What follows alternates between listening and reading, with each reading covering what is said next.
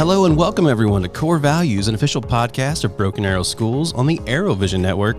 I'm your host, Adam J. Foreman, Executive Director of Public Relations for Broken Arrow Schools, and this podcast is made possible by our wonderful One Club sponsors, First National Bank of Broken Arrow, TTCU, the Federal Credit Union, Ascension St. John Broken Arrow, Tulsa Bone and Joint, and the Arrow Group. I am joined by some wonderful people today, and I'm just going to call out your name randomly and see what happens.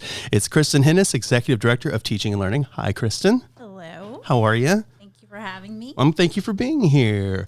Teresa Bowker, Principal of Creekwood Early Childhood Center. Hi, Teresa. Hello. How are you? I'm well. And then Brandi DeBruin, Speech Pathologist at Aspen Creek Early Childhood Center. Welcome. Thank you. So today we're going to talk about all things Early Childhood Center, and you are the experts in the room. I am not. So before we do that, though, we're going to get some background on everybody and just kind of see where everybody's journey has led to here. So, Kristin, we're going to start with you, because why not?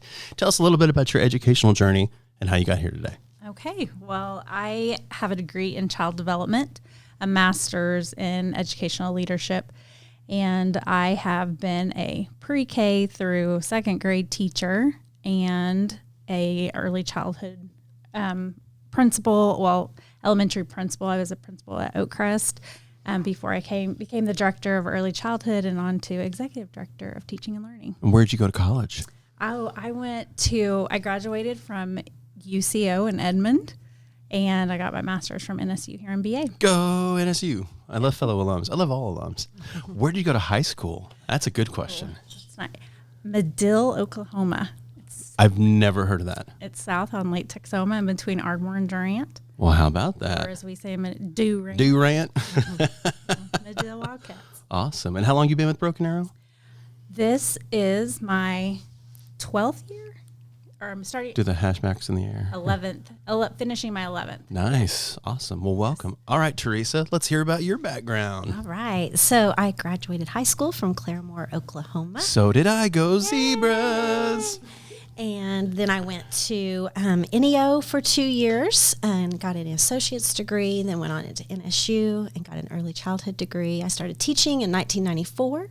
I taught in the classroom pre-K through first for 17 years. And then I got my master's in school administration from Northeastern State University. And I came on board with Broken Arrow in 2011. And it's been a great journey. I did assistant principal at Liberty Elementary for 2 years, and then I was asked to be the principal at Creekwood Early Childhood Center, and that's my journey. And a decade plus with us. That's awesome. Right. Awesome. All right, Brandi, tell us about your educational journey getting here. I went to high school in Depew, Oklahoma, but they say Depew. What's the mascot there? It's a hornet. A hornet. Okay, Yes. awesome. Not as cool as a zebra, I must say. A red and white zebra, mind Wow. you. We don't do black and white. We were red and white. That sounds great. It really was. Then I also went to UCO. I got an elementary education degree. I graduated in 2011 with that. Immediately went in to get a bachelor's in speech pathology and then finished my master's in 2015. And then I worked for Seminole Public Schools for a little while. I moved to Boston and did some early intervention. You do therapy inside of a home with children birth to 3. Interesting. Yeah, similar to our Sooner Start program. Right. And then I came to BA in 2020. I worked here for 2 weeks before spring break 2020. So, Oh, no. yeah. We know what happened then. Yeah, we never came back. So I kind of got to know everyone in BA behind a computer screen, and then came to Aspen Creek ECC. I think my transition from a Sooner Start type background kind of made that a little easy and kind of a perfect transition as I work with Sooner Start. So I love here. Boston. Yeah. Love Boston. Did you love your time up there? Yes. It's Yeah. beautiful. Beautiful. Anyway, no more waxing poetic on Box. Let's talk about early childhood centers, and anybody can chime in at any time. Why? Why do we have early childhood education? What is a wonderful significance about it, getting it that early? Anybody, volleyball? I would say it's the best way to get a solid foundation to start their schooling. You're working on all aspects of the child, all areas of development, and really helping them to have a structured learning environment with play and being able to have the ability to learn during play and learn from mistakes. And it's just very in a nurturing way. And not all public schools have early childhood centers. Is that correct, Teresa? Most have some in the elementary settings, one class or so at each elementary, but I don't know very many districts that have an early childhood center. Like a dedicated building for these kids. For pre-K, so as correct. a principal and you're in there every day, what's the most exciting part for you when you walk in those doors every morning? You know, it's a lot of things, but some things I can think of is the children coming in every day, smiles on their faces, they're ready to learn, and the teachers, just the things that that they teach, from greeting at the door, hi, how are you, give me a fist bump, a high five, and having them come in and get started with manipulatives, hands-on curriculum, and just lots of fun learning, dancing, play, movement, bookmaking with Writer's Workshop, just a variety of fun, developmental, appropriate activities. When I think us as administrators, sometimes we forget there's so much fun going on there. So whenever I'm having a bad day, I literally will go to an ECC, and those kids just uplift you. They want to know everything about you. They want to ask every question in the world. It's just the best feeling in the world when you walk in one of those places. So I tell everybody that in the buildings, like, go to an ECC, just go hang out there. It's contagious. It's amazing. So Brandi, why working with early childhood? What does that get for you and fill your bank in your heart? As a speech pathologist, my favorite thing is functional communication. And I love that at the ECCs, we get to just focus on them learning to communicate. We want to know what their thoughts and their feelings and what makes them happy. And we get to kind of focus on that more than getting a little bit later bogged down in what sounds are you working on, and kind of that like data driven. I do a lot of play-based therapy, so we get to sit in the floor where they get to explore communication and just learn the value in it, and I love it. Well, and really, you guys are getting them at the very beginning, where they all come from various backgrounds, various parenting. I mean, that's got to be a crazy mix for you. Kristin, I'm looking at you.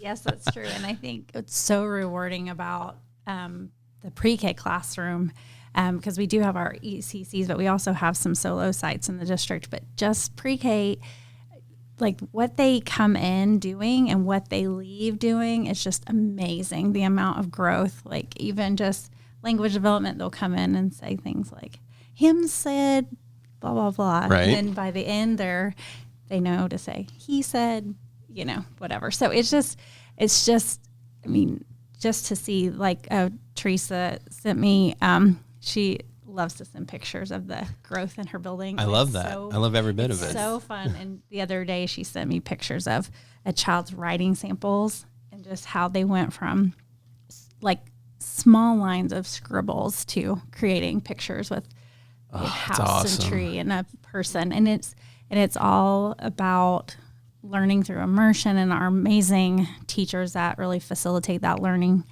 It's really special. Right. Well, I always say there's a special place in heaven for two types of teachers: early childhood and middle school.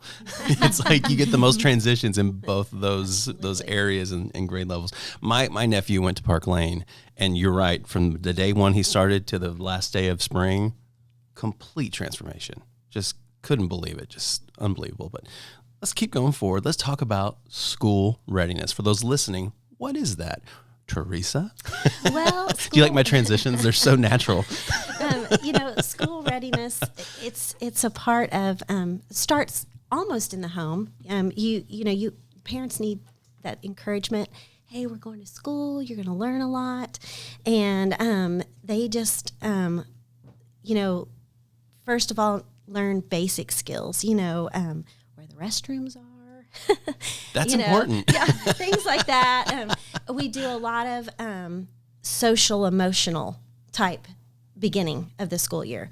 They have to learn how to look someone in the eye. How to. I think you need to teach some adults that, actually. It is hard. It is hard, yes.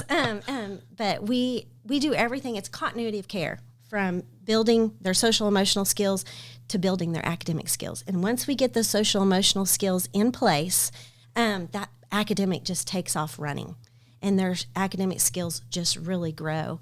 And we do a lot of things. We teach how to breathe when you get upset. We have feeling buddies where, oh, I see that you're sad. Which one are you? And we teach those emotions, because it's okay to show your emotions, but we want to know how to react to those emotions. And so we have to do a lot of role playing.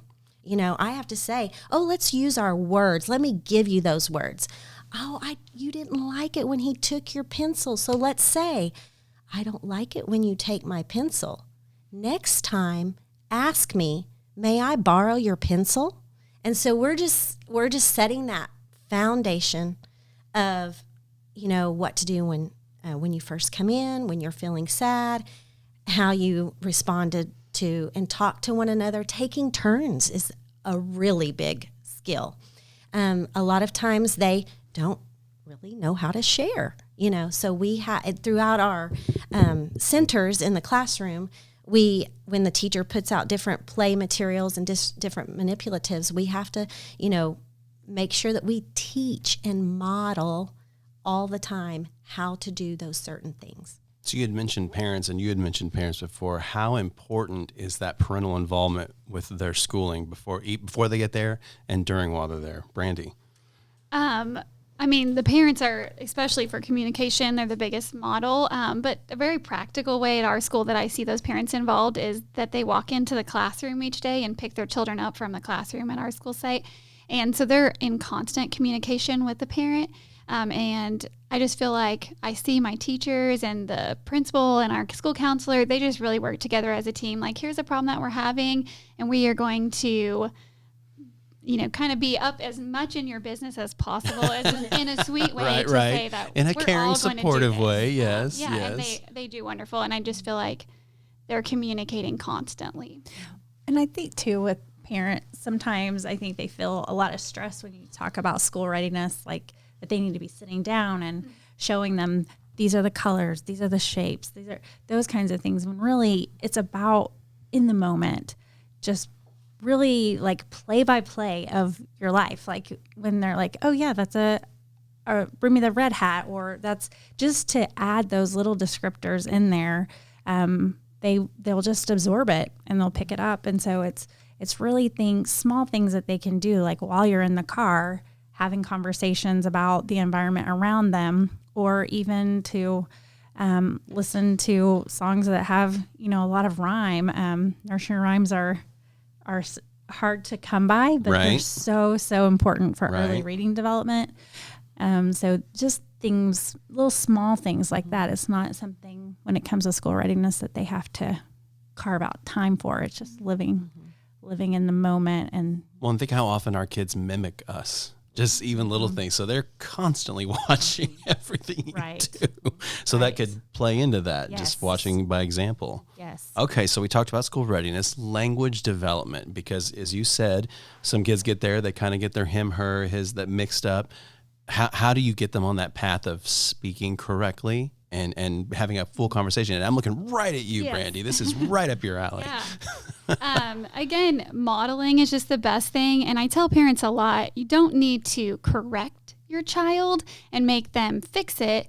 If they say him is going, you can say, oh yeah, I heard you say he is going. So you're not making them feel like what they said is wrong, but giving them, you know, correct guidance and models. And then, you know, kind of the fact that we're dealing with right now is, you know, we have these little pandemic babies, and we're seeing lower language. That's a new scores. term. I love it. I don't think I coined that term. I don't think so, but trademark Brandi. Yeah, no. But they have had, you know, less exposure to peer language models or just being around like large groups of community. But our school this year, our school-wide goal was a language goal. So it was to kind of work on those answering WH questions, and our teachers really got behind that. But parents can do that. My favorite place is in the car. they're kind of strapped in, and they captive audience, as I like to say. They can't go anywhere. And if you can keep them off of a screen in the car and just kind of practice like talking, if you go to the grocery store, what did we buy? Where are we going to put it? Who's going to use it? Just a million questions with simple little items. Or another place I like to practice is in the bathtub. Again, captive audience. Yeah, they can't get out, and they can, but it won't be fun. No, but it's just a good place where we're screen free. We can be eye to eye, and really engage with the parent or grandparent. So you mentioned the pandemic, and Teresa, I'll talk to you about this. How in the world does a 4-year-old do distance learning when they had to do that back in March of 2020, and they're in the middle of their pre-K year? How in the world does that happen for a 4-year-old? Their attention span is that of a fly at that point. Yeah, I don't know necessarily if they particularly understand it, but their parents have, been communicated to by our district and by the classroom teacher. And basically, they all have a synchronous lesson, and it's a time that they can get on and see their teacher on distance learning through a Google Meets or a Microsoft Teams Meets. And they're reading stories to them. They may have a show and tell time. They are doing their Heggerty, which is our final phonemic awareness program. And it's amazing. It's about 20 minutes. And we also send a lesson plan home every day, or every time we have a distance learning Monday or a snow day. And when that pesky guy calls you and tells you to go home or whatever. Right. That and then guy. They answer the question of the day. Their attendance is counted that way, or being on the live synchronous lesson. And then just a variety of things that the teacher, has them do. And a lot of it is nothing but, it might be they have something to write their name at home, practice writing their name. Might have sent home some paper with some squiggly lines so they can practice their fine motor skills with a pair of scissors.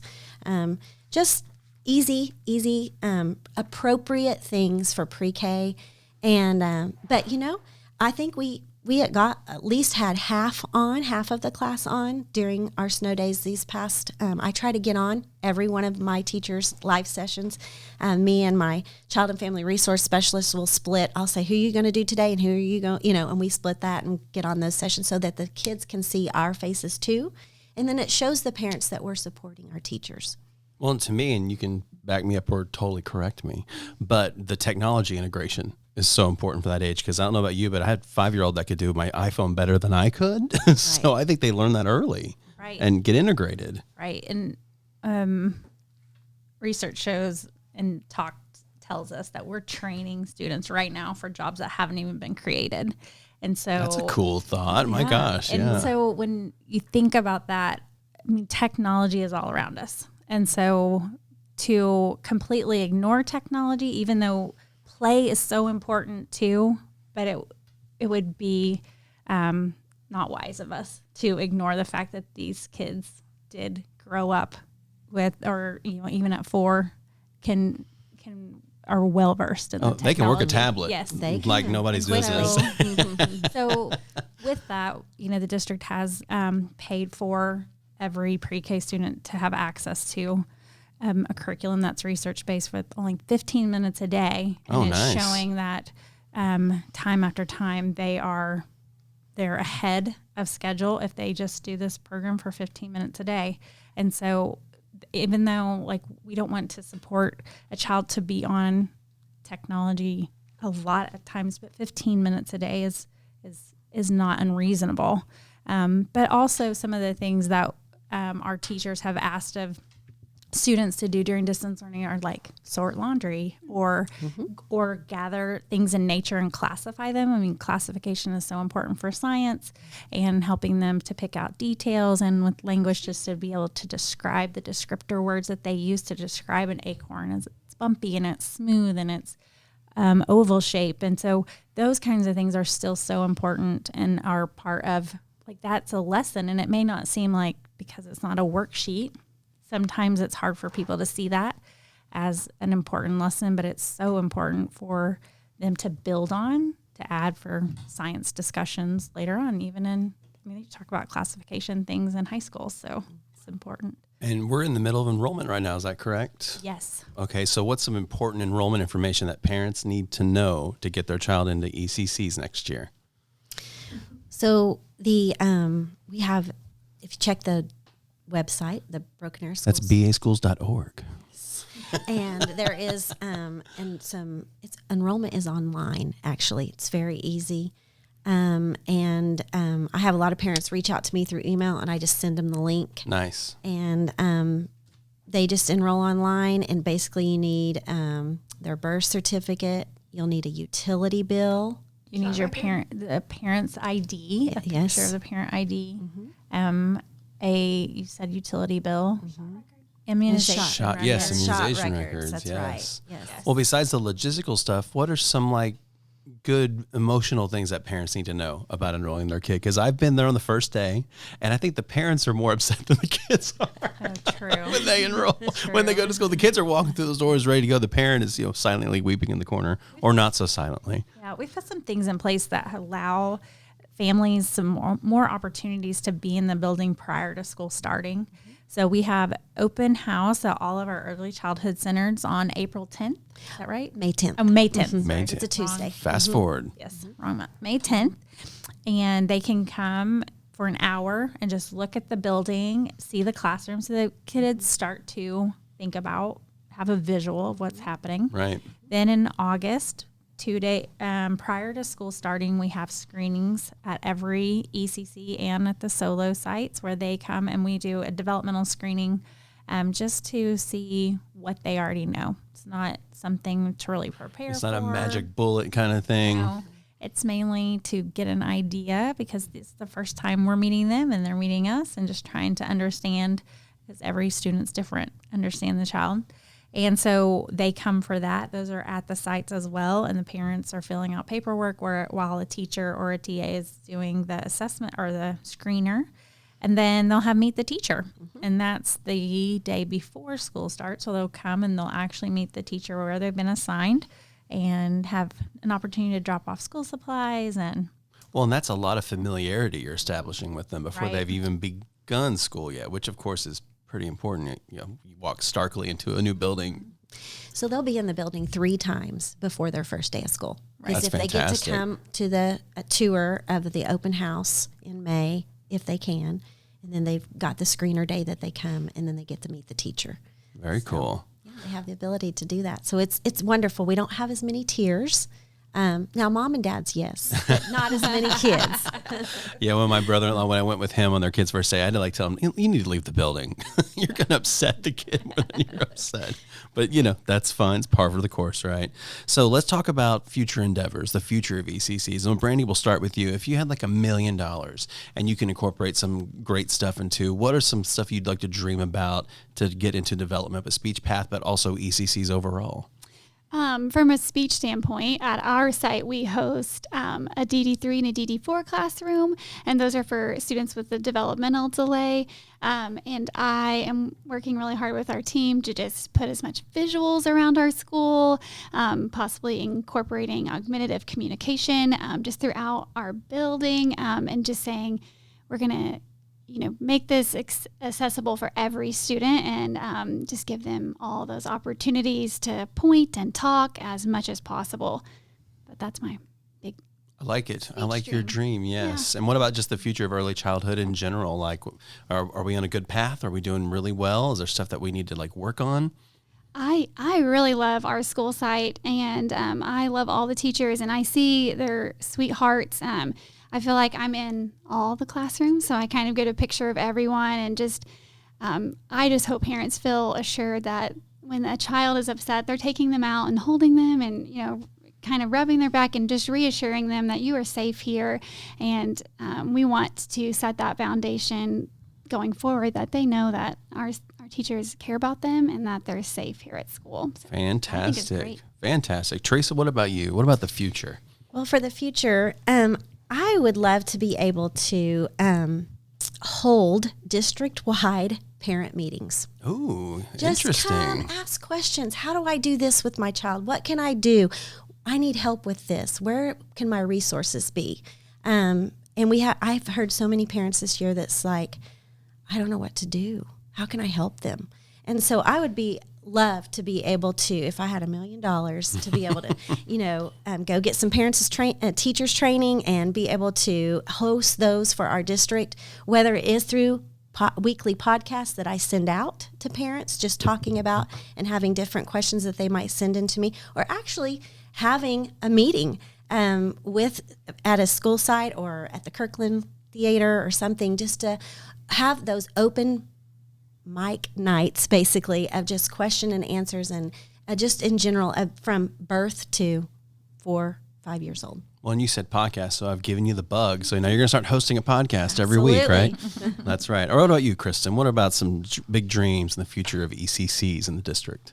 I think that we're on the right path for sure. I would say the future really depends on the teachers that we're bringing in and their love for early childhood, and because really our teachers are so amazing at building these amazing classrooms and offering these amazing learning opportunities, and so that can't happen without these teachers. And before we go, I want to also talk real quick about the summer slide, or as we call it in Broken Arrow, maintain the brain. Yes. Let's talk about the importance of that. How do we get parents to buy into this amazing program that you developed last year? Let's talk about that. As far as buy-in, I think Like getting the kids involved, get them involved, because it's a team effort to get kids to be part of it. Because what is that? I don't know the data off the top of my head, but what is the loss of education over the summer that they forget, that they lose? 4 months. Wow. 2 months. Wow. That's a lot of knowledge to slip away. Yes. So how do we get parents and students to engage in that, to be a part of that, to not lose that? I think they have to really understand that it doesn't have to be like you're putting your child in, reading for 8 hours of the day. It is seriously that 15 to 20 minutes a day. Focus on just keeping things fresh. I have a son in junior high and one in high school, and it is a battle even for them. Just, I'm like, you guys have just got to read. Just read for 30 minutes or, their math skills are. They're like, I don't thanks, know, you Mom. can just randomly Thanks a lot. But I just think just counting or things just to keep it fresh. But we, as a district, we have Waterford that is offered to all of our pre-K through second grade students. They will have that program still available to them all summer.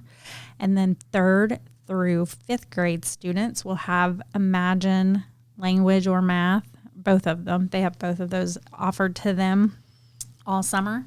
And then our sixth through eighth grade students all have IXL. So all those programs have been paid for by the district and are free to families, so that they could get on there for 15 to 20 minutes a day. So the resources are there. We're ready to go. Yes. Okay. So, and we'll have more about that at the end of school year. We'll talk more about Maintain the Brain. They'll be on all of our websites and social media, and we'll push that again. So as we wrap up, any last thoughts, Teresa? Well, in the early childhood centers, our mantra is explore, connect, create. So we provide those hands-on, experiences for them, so that they connect those experiences and then create a project of some sort. So we do a lot of project-based learning. There's these units of studies over clothing or roads, construction, trees, different things. And so we have a lot of fun opportunities for students in Broken Arrow. Very cool. Brandi, last thoughts, feelings? I'm just thankful to be a part of the ECC team, and I mean, being an insider, it's just wonderful, and I hope that parents know how loved and cared for their children are. Fantastic. Kristin, last words, famous last words. I would like to echo what she said. Just this team, the early childhood teachers, principals, speech pathologists, special ed teachers, everyone is here for the growth of children, and it's a really special place. And I hope parents, the more involved they can be in their child's life, these doors are open for them to have that opportunity for involvement and be a part of their child's education. So. Very cool. Well, thank you all so much for joining me today. So glad to have you. See, it was pretty fun, right? It was. It wasn't like I was lining as well, say, now speak. Well, thank you all so much for joining us on Core Values, an official podcast of Broken Arrow Schools on the ArrowVision Network, and we'll see you next time.